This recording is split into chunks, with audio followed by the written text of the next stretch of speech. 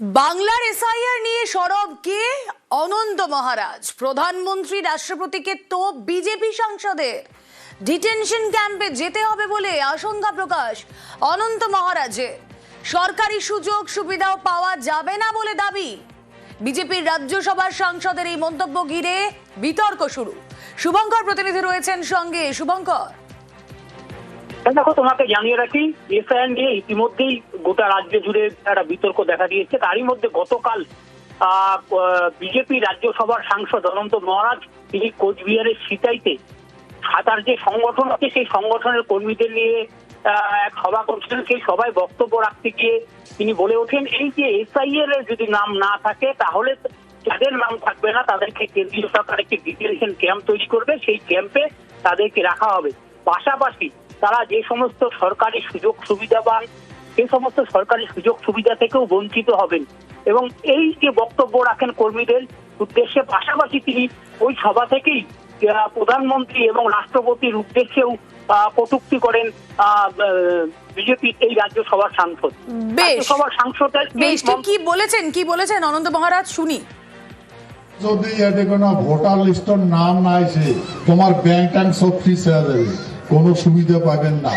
গৃহমন্ত্রী কইছে detention camp বানাবে, অর্গানাইজারদের নাম উঠে নেই ওদের রাখবে, তারপর প্রমাণ করবে তোমরা কোন দেশি না এই ঠেকার দেশি। আরে আমাদের ঠেকার মানুষ প্রমাণটা খাই করবে? যেগুলার হাতত খাতা কলম ওলে তো বাংলাদেশি, ওলে তো পাকিস্তানি, ওলে মানুষ পাকিস্তান থেকে আসছে। ভারতবর্ষের রাষ্ট্রপতি পাকিস্তানি বাংলাদেশি, প্রধানমন্ত্রী বাংলাদেশি পাকিস্তানি, রাজ্যপাল পাকিস্তানি বাংলাদেশি, পুলিশ প্রশাসনের প্রায় মানুষই বাংলাদেশি, লিডার গুলো সব বাংলাদেশি। তাহলে আমার প্রমাণপত্রটা কাজ দেখবে? সংবিধানে খোয়া আছে, ওই সংবিধানের চেয়ারটা কাজ বসবে। শুনলেন অনন্ত মহারাজের বক্তব্য। তিনি নিজেই আশঙ্কা প্রকাশ করছেন। আসুন কথা বলি, তৃণমূল মুখপাত্র অরূপ চক্রবর্তী রয়েছেন সঙ্গে। অরূপদের স্বাগত জানাবো নিউজ 18 বাংলার স্টুডিও থেকে। আমি রুমেলা কথা বলছি। দেখুন, আশঙ্কার দোলাচল তো চলছে, কিন্তু যখন বিজেপির রাজ্যসভার সাংসদ অনন্ত মহারাজ নিজেও আশঙ্কা প্রকাশ করছেন তখন ব্যাপারটা বেশ সিরিয়াসই মনে হচ্ছে। দেখুন, সাধারণ মানুষের অবস্থা থেকেই বোঝা যাচ্ছে যেখানে বিজেপির রাজ্যসভার সাংসদ এবং ইনি দেশে নেতা নন, দুর্দণ্ড প্রতাপশালী উত্তরবঙ্গের দাপুটে নেতা বললেও কম বলা হয়, তিনি আশঙ্কা করছেন ডিটেনশন ক্যাম্পে তাকে পাঠানো হতে পারে।